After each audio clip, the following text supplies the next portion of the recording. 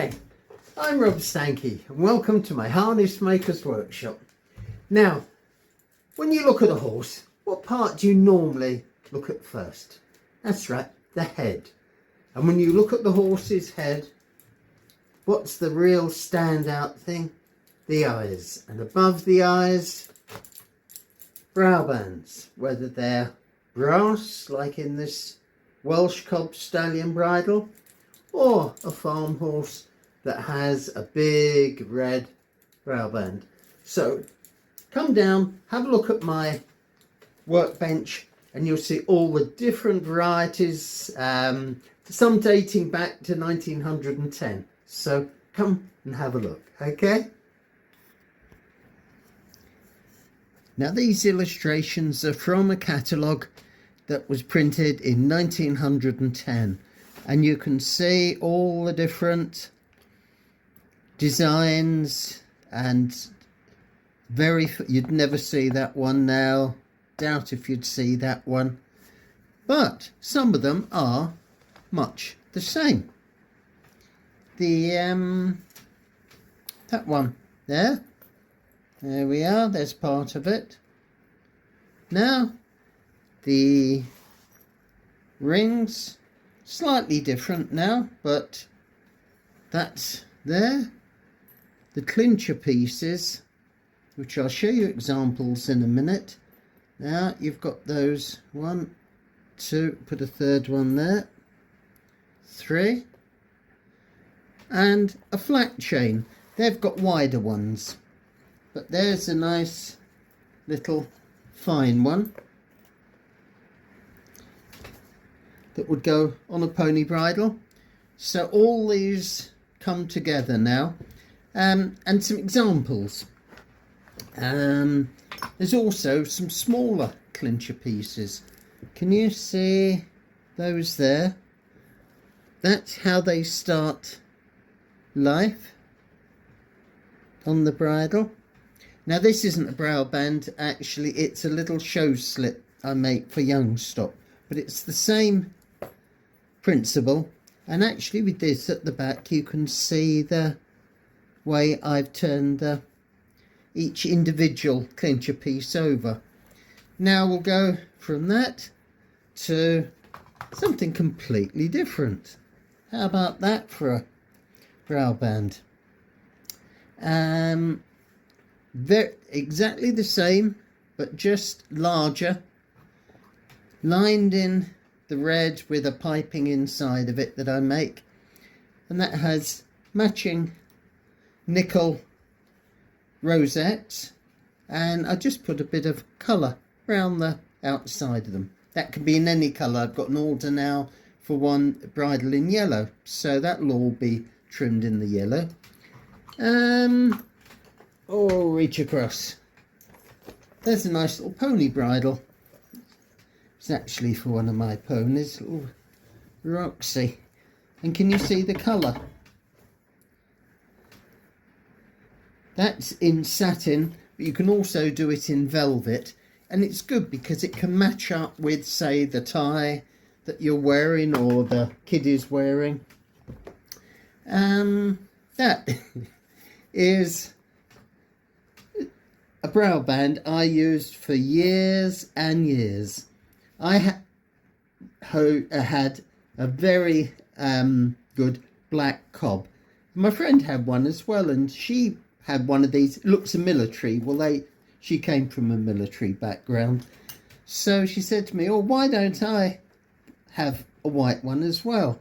So gave it a bit of thought and said, "Yeah, that's fine." And for years I used that on my cob. I was whipping in, so I'd whiten my whip the same white colour. So that was Leslie Blake's idea, and yeah, great. It's different. Now that's the one I showed you earlier. That's and you can see, like I've lined that one with piping, this is much smaller, and that's all stitched by hand. It's a Welsh Cob Stallion bridle, and then you've got the nice rosette and a bit of ornate stitching at the top. And while we're here, there's the noseband as well. But I think the brow band just sets it off right there. So on a brow band, what else is there? Well, there is the rosettes. I'm just going to move that over there for the minute. Be careful, it's an old book. Now, I've showed you those rosettes, and I used to have another good cob, Mr. Tibbs, and I made him some farm harness to show, and they're actually rosettes. And as he went along, there was the bells, you can hear them now, swinging round. But that went on the top of his collar. So it's how you can change the mood of an animal from the mode rather, from being a riding horse onto a plough horse. That was a nice little rosette I had made years and years ago for showing another cob I had, Duke, with my monogram on, and I had those on the winkers and the martingale and such like, but that was the rosette, and I'll just keep it now as a memento. Now, collector that I am, here is some other rosettes. Now we'll go through them. You've got these which actually have different colour. I can change the colours on those. Then very old, these ones as pairs. You've got, can get similar to those now, but they've got, I haven't polished them up on purpose, so it's got the style of the old ones. Now we come to a pair. Can you see these ones?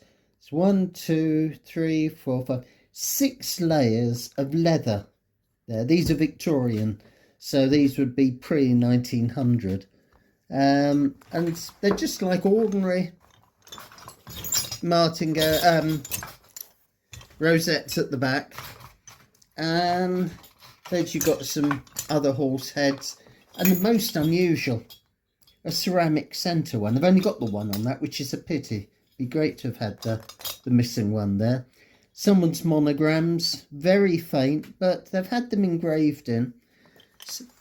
So that's another example of, from the brow band you go to the rosettes, and it can just be a variety of different designs.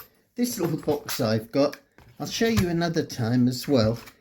A lot of the bridles will have face drops, and these are just some of the little ornaments that go on the face drops, from the horse's head to daisies to, what do we got here?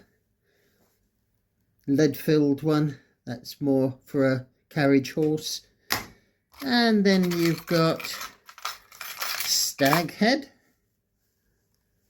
and all these can go on the face drop that comes down from the brow band.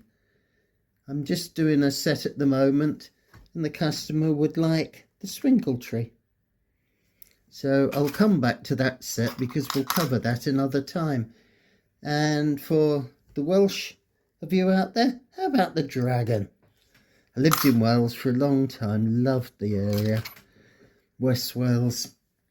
And then we've also got more for farm work, the shields, the ovals. So all of this can go into ornamentation to brighten up a set of harness and have it looking just spot on.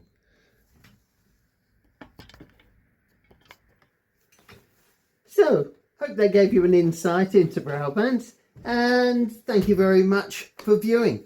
Now I've finished this video, it'll finish off in a minute with some pictures of brow bands and bridles. that I've made over the years. It'll just give you a bit more insight into the designs I do here in the workshop. Thank you very much for viewing, and I'll come back soon. And if you feel you can pop your finger on the subscribe button, it'd be really much appreciated. Okay, so for now, cheerio. Now, this is an example of a brow band, and it's being made up with all these clincher pieces. You're most probably more used to seeing them in a bit of leather. That's how they all fit in. Let's pop a few in there so you can see. And you can see how it starts to take shape. There you can see. But that's how they come to me.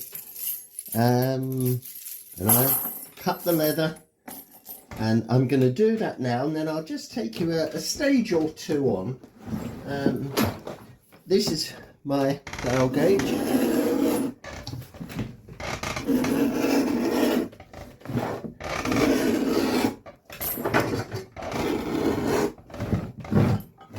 we go. Just move the hide up so you can see it on the camera.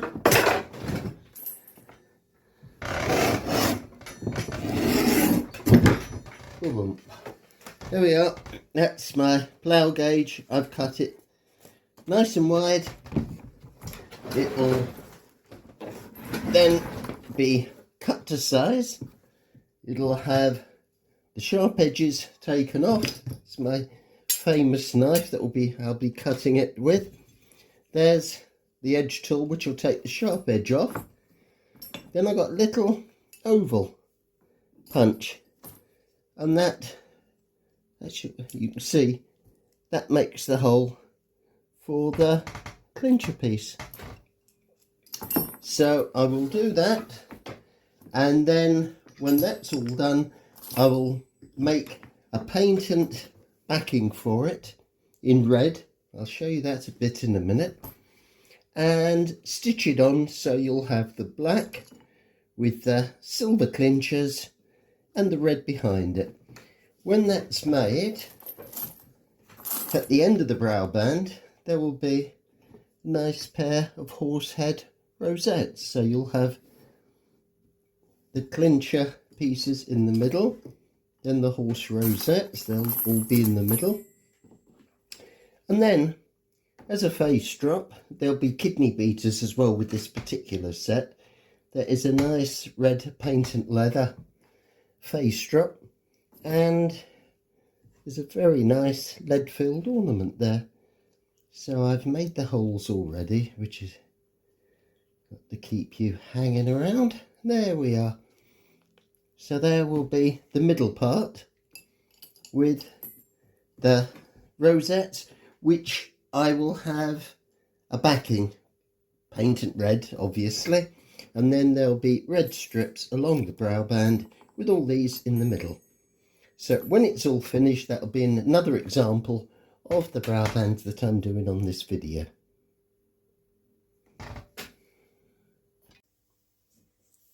Now we're getting there.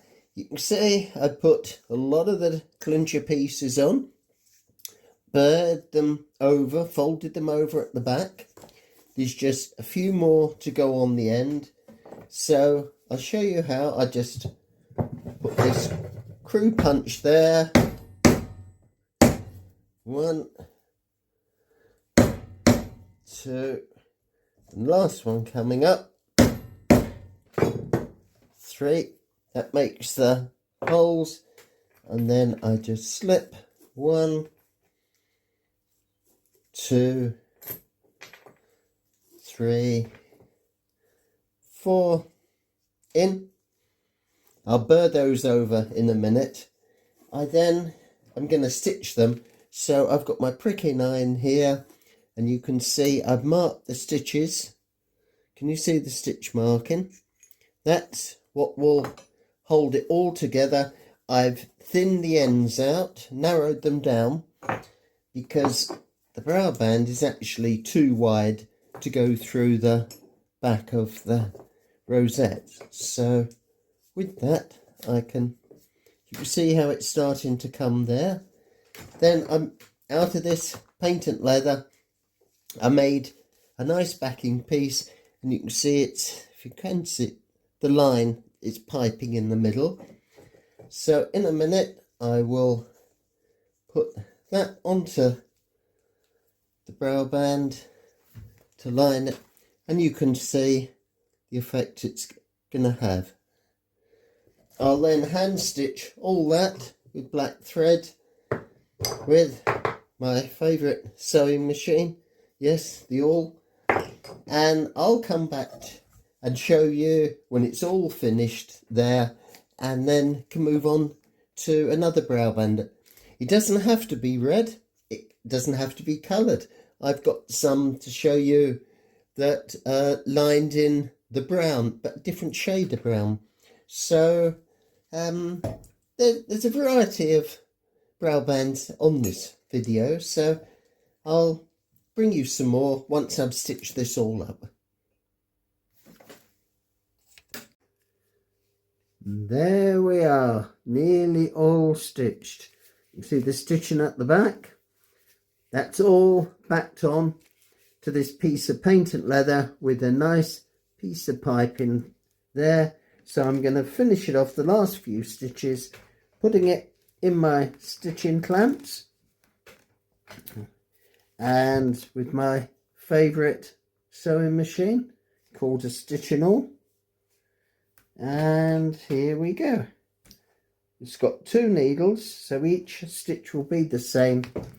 So with the awl, I make the hole there, bring the stitching through,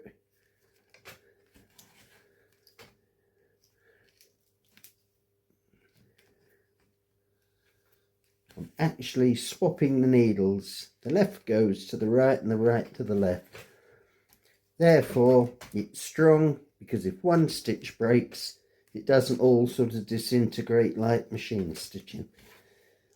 And also I can get very close the stitch along to the edge of these silver clincher pieces.